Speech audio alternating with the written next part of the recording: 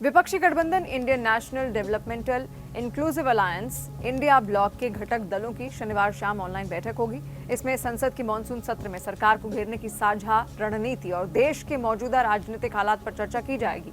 पहले ये बैठक कांग्रेस अध्यक्ष मल्लिकार्जुन खड़गे के आवास 10 राजाजी मार्ग पर होनी थी, लेकिन कुछ प्रमुख नेताओं की दिल्ली में गैर मौजूदगी के चलते ये बैठक डिजिटल माध्यम से बुलाई गई है। कांग्रेस महासचिव जयराम रमेश ने शुक्रवार को कहा था कि मानसून सत्र के दौरान पहलगाम आतंकी हमले के हमलावरों के अब तक न्याय के कटघरे से बाहर रहने, ऑपरेशन सिंदूर पर कुछ रक्षा अधिकारियों के खुलासे, अमेरिकी राष्ट्रपति डोनाल्ड ट्रंप के मध्यस्थता संबंधी दावे और चीन के विषय पर कम से कम 2 दिनों की चर्चा होनी चाहिए। उन्होंने कहा कि इस मांग को लेकर कोई समझौता नहीं हो सकता।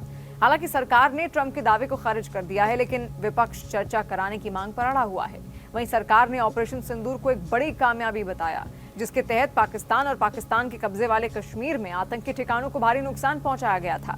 ऑपरेशन सिंदूर पहलगाम हमले के बाद चला गया था। जयराम रमेश ने यह भी कहा कि विपक्ष ये मांग भी करेगा कि प्रधानमंत्री नरेंद्र मोदी सदन में आकर इन विषयों पर जवाब दें। उन्होंने कहा कि संसद में गतिरोध टालना और कार्यवाही सुचारू रूप से संचालित करने की जिम्मेदारी विपक्ष की नहीं, सरकार की है। विपक्ष बिहार में मतदाता सूची के विशेष गहन पुनर्निरीक्षण यानी SIR के मुद्दे पर भी हमलावर है। वहीं बीजेपी और बिहार में उसके सहयोगियों ने SIR का समर्थन करते हुए कहा कि इसका मकसद ये सुनिश्चित करना है कि चुनाव में केवल वैध वोटर ही मतदान कर सकें। संसद का मानसून सत्र 21 जुलाई से शुरू हो रहा है। ये 21 अगस्त तक चलेगा। पहले ये सत्र 12 अगस्त को खत्म होना था, लेकिन फिर इसे 1 हफ्ते के लिए बढ़ा दिया गया।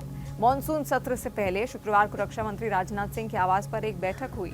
इसमें गृह मंत्री अमित शाह, JP नड्डा और किरेन रिजिजू सहित कई केंद्रीय मंत्री शामिल हुए। रविवार को होने वाली सर्वदलीय बैठक से ठीक पहले रक्षा मंत्री के आवास पर इस बैठक का आयोजन किया गया। माना जा रहा है कि मंत्रियों ने प्रासंगिक मुद्दों पर सरकार के रुख पर रणनीति बनाई।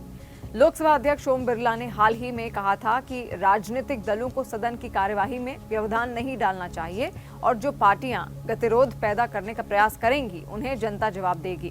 बिरला ने यह भी कहा था कि ये बदलाव का समय है। अगर हमें लोकतंत्र को मजबूत करना है और लोकतांत्रिक संस्थानों को जवाबदेह बनाना है तो हमें ये सुनिश्चित करना होगा कि सदन उचित तरीके से काम करे।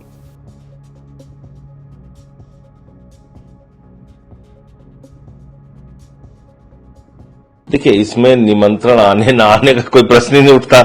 सवाल यह है कि भाई इंडिया गठबंधन लोकसभा चुनाव के लिए था, उसके बाद हमने हरियाणा का चुनाव अकेले लड़ा, हमने दिल्ली का चुनाव अकेले लड़ा, हम बिहार में चुनाव अकेले लड़ने जा रहे हैं, हमने पंजाब और गुजरात का उपचुनाव अकेले लड़ा।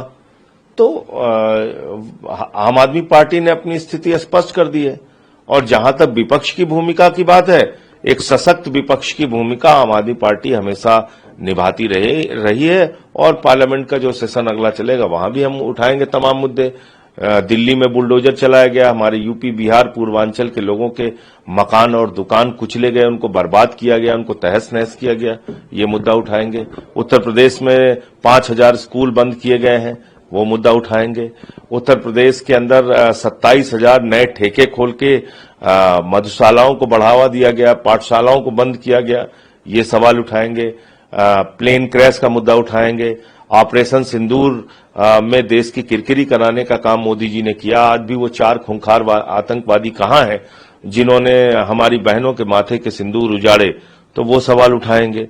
तो ऐसे तमाम मुद्दे, SIR का इतना बड़ा मुद्दा है जो बिहार के चुनाव में केचुआ घोटाला चल रहा है, केंद्रीय चुनाव आयोग का, जो भारतीय जनता पार्टी के कार्यकर्ता बन चुके हैं, तो उसका मुद्दा उठाएंगे। तो ये तमाम मुद्दे हैं जो हम लोग उठाएंगे। जी, आप लोगों ने बड़े भाई की भूमिका में कांग्रेस को रखा था इंडिया अलायंस के अंदर, और उन्हीं के जो कह रहे। अरे भाई, सवाल यह है कि सबसे बड़ा दल कांग्रेस था इसमें, और कांग्रेस पार्टी ने लोकसभा चुनाव के बाद न कोई बैठक की, न मीटिंग की, न कोई सबको साथ ले चलने की पहल की। तो ये सवाल तो है ही है। और दूसरी बात यह है कि वो लोकसभा चुनाव के लिए था, उसके बाद हम लोग अकेले चुनाव लड़ रहे हैं।